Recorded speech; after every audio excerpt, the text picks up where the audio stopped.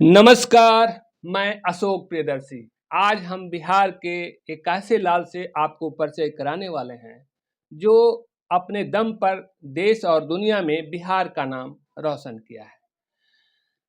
इन्होंने जॉर्डन के अम्मान में आयोजित जूनियर हैंडबॉल चैंपियनशिप में बिहार के नाम को ऊंचा किया है। मैन ऑफ द मैच का खिताब मिला है।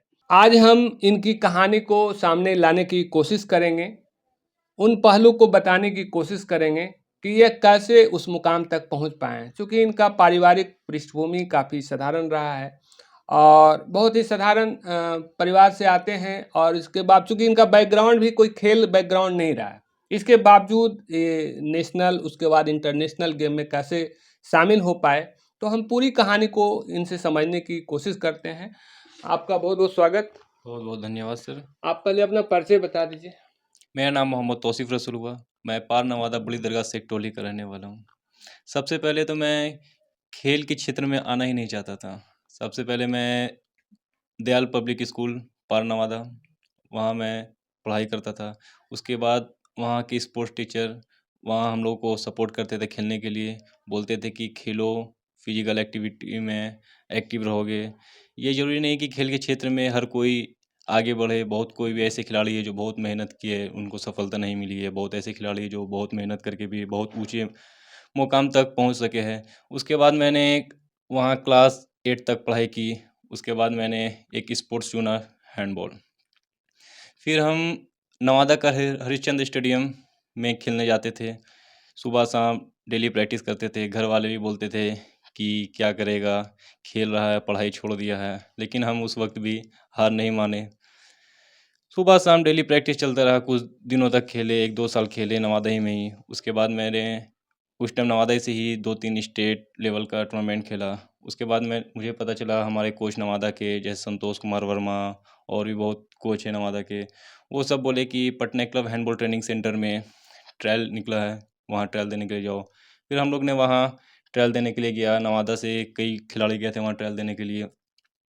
फिर वहाँ मेरा चयन हो गया।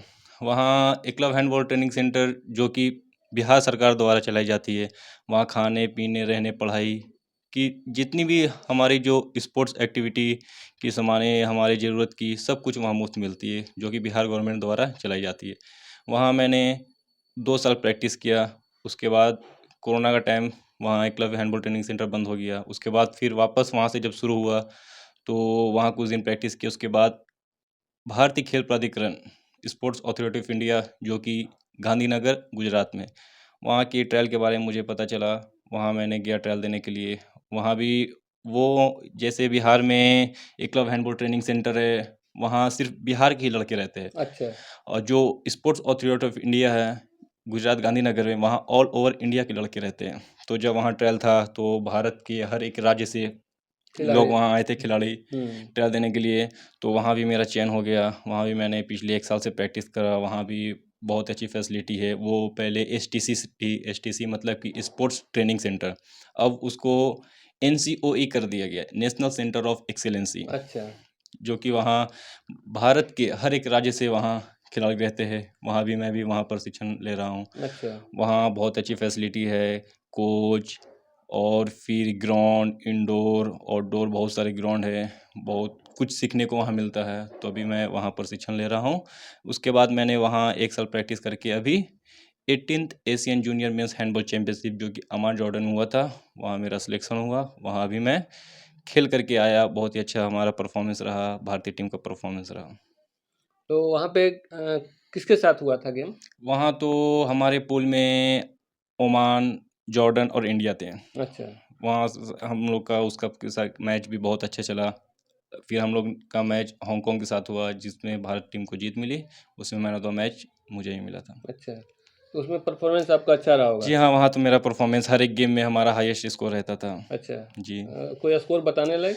स्कोर बताने लायक, जैसे हांगकांग के साथ था तो हम लोग 1 गोल से जीते थे, जिसमें उस गेम में हमारा 16 गोल अकेले का था। अच्छा, 16। यस। अच्छा, टोटल कितना गोल हुआ था? टोटल 45 गोल्स हुआ था, अच्छा। जिसमें से 16 गोल मेरा अकेले था। अच्छा, इसलिए man of the match man है। ऑफ द मैच मुझे ही मिला था। अच्छा, तो ये पहला आपका विदेश हाँ, अंतर्राष्ट्रीय गेम में? इंटरनेशनल टूर तो मेरा पहला ही था। जैसे नेशनल में मैंने 10-12 नेशनल खेले हैं, स्टेट तो ऑलमोस्ट 25-26 खेल चुके हैं। अच्छा, तो नेशनल में कैसा प्रदर्शन रहा है पहले नेशनल का? में भी बहुत अच्छा प्रदर्शन रहा है। जैसे हमारे स्कूल अंडर 14 स्कूल्स एसजीएफआई का गेम था, उसमें हमारा ब्रॉन्ज मेडल भी रहा, जो कि हिसार हरियाणा में हुआ था।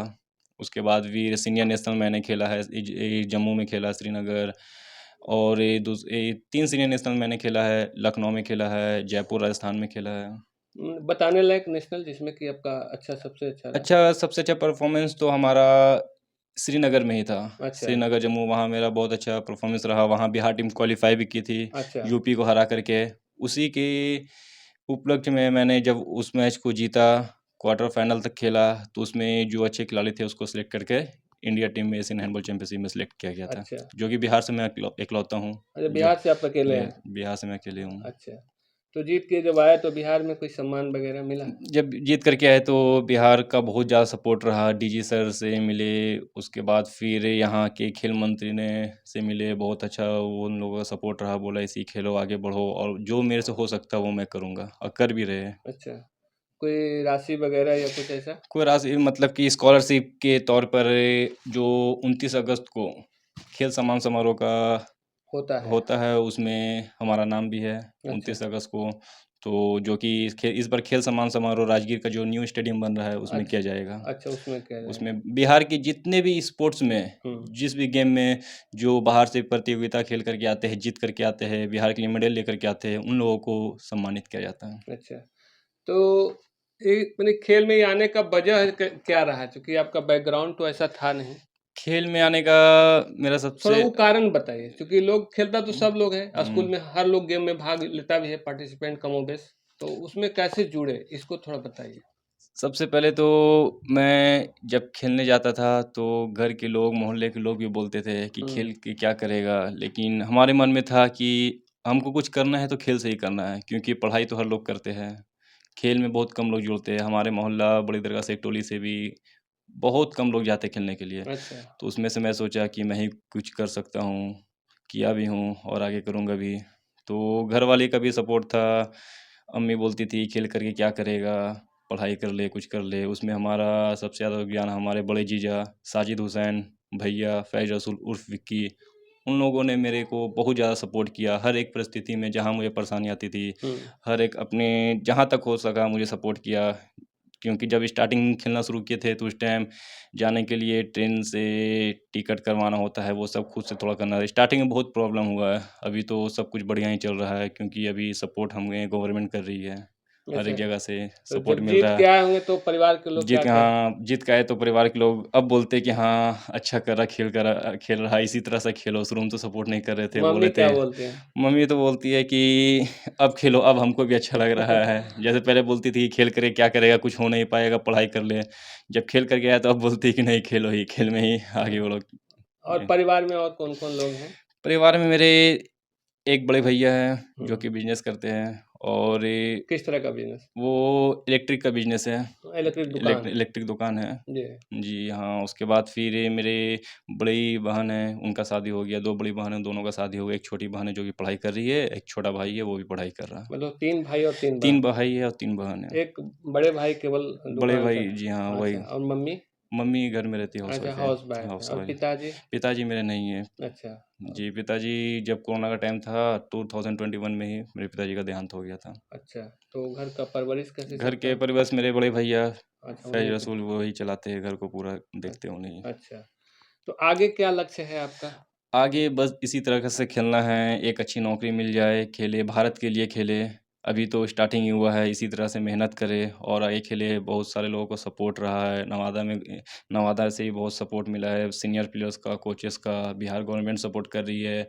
आगे जब वहाँ मैं Sai sports authority of India में रहता है, वहाँ सेंट्रल गवर्नमेंट का भी पूरा सपोर्ट रहा है। कहीं भी आने-जाने, खाने-पीने, हर एक चीज़ में हमको मुफ़्त मिलता है। अच्छा, वहाँ रहने, खाने, हर चीज़ में। कुल मिला के बेसिक चाहिए आपको आगे जी खेलने हाँ, के जो लिए। कि बैकग्राउंड तो हमारा उतना सही था नहीं। मैं खुद नहीं सोच पाता था कि क्या हम अपने खुद के दम पे इतना कर सकेंगे, इतना खर्चे होती है, डाइट लेना पड़ता है, हर एक चीज़ मेंटेन करना खुद के दम पर घर में रह कर के ये पॉसिबल नहीं था।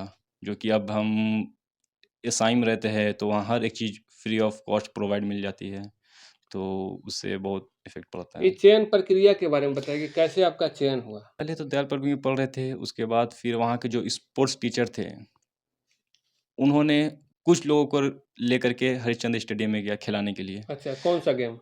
फर्स्ट टाइम तो मैं बैडमिंटन खेला, अच्छा, उसमें भी मैं डिस्ट्रिक्ट लेवल पे खेला ही था। अच्छा। डिस्ट्रिक्ट लेवल मैंने सिल्वर मेडल भी जीता है बैडमिंटन में। हुँ, फिर मैंने बैडमिंटन को छोड़ कर के हैंडबॉल चूज़ किया। अच्छा, हैंडबॉल यहाँ खेलते थे, शुरू में 1-2 महीना खेले, मन नहीं लगता था। घर वाले ही बोलते थे मत खेलो, कोई फ़ायदा नहीं है।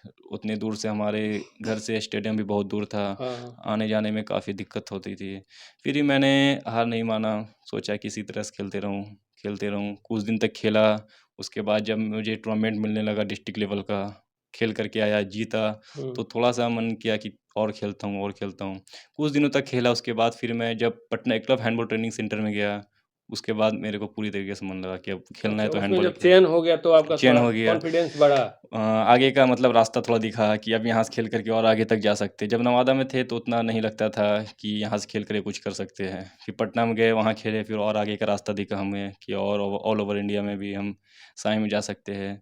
तो उसी हिसाब से मैंने कड़ी मेहनत की, प्रैक्टिस की वहाँ रहने के बाद।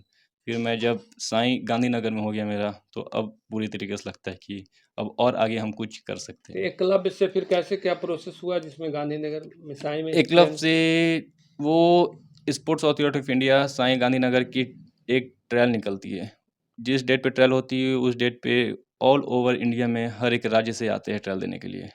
लगभग जब हम ट्रायल देने गए थे 2023 में, तो 200 बच्चे आए थे ट्रायल देने के लिए। अच्छा, उसमें से सिर्फ़ ऑल ओवर इंडिया के 5 बच्चे का ही सिलेक्ट हुआ था, जिसमें से बिहार का मैं था, और भी हरियाणा, राजस्थान वो सब से लिए थे। टोटल 5 बच्चे, 5 वैकेंसी खाली थी, 5 का सिलेक्ट किया गया था। अच्छा, तो उसमें ट्रायल दिए जिसका हर एक चीज़ टेस्ट में लिया जाता है, physical, medical, game test, skill, ये सब, वो सब के अकॉर्डिंग आपको वहाँ सेलेक्ट किया जाता है। आपका तो लंबाई भी बहुत है। हाँ जी, कितना है लंबाई? मेरा है 6 फीट 6 इंच। अच्छा, तो ये जी। भी एक गेम में फैक्टर हाँ, रहता है? वो भी एक एडवांटेज मिलता है खेलने के लिए, क्योंकि सामने वाले इंडिया में बहुत कम ऐसे हाइट के मिलते हैं, तो उसका भी मुझे बहुत एडवांटेज मिलता है, उसका फ़ायदा भी उठाता हूँ। लोग कहते भी हों कुछ गेम में। हाँ, कुछ गेम में कहते भी है कि आ जाओ हमारे गेम में आ जाओ, इतने हाइट की ज़रूरत है उसी हिसाब से, लेकिन मैं तो हैंडबॉल ही खेलूँगा।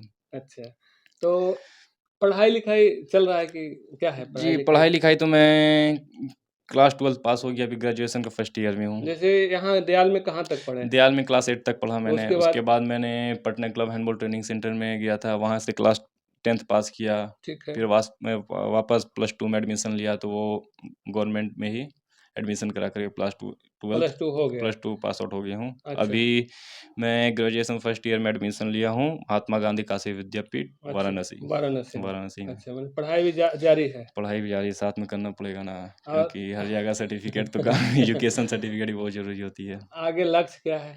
आधे लक्ष्य बस देश के लिए खेलना है, ओलंपिक तक का सपना है, पूरा करना है उसको, मेहनत इसी तरीके से करना है। तो कुल मिलाकर तौसीफ़ रसूल जी से जो हम लोग समझने की कोशिश कर रहे थे कि एक साधारण परिवार का लड़का भी अगर लगन हो तो कुछ भी कर सकता है। और इन्होंने चूँकि कोई पारिवारिक पृष्ठभूमि और कोई आर्थिक बहुत ज़्यादा मायने नहीं रखता है, उसके लिए इरादे मजबूत रखना चाहिए। और चूँकि इन्हें कॉन्फिडेंस था कि हम ये काम कर पाएँगे, इसलिए इन्होंने अपने इरादे से उसको प्रदर्शन में तब्दील किया है। और ये आगे इनका अभी भी इरादा मजबूत है। तो हम लोग भी कामना करेंगे कि ये देश के लिए बिहार के लिए और नवादा के लिए नाम रोशन करें।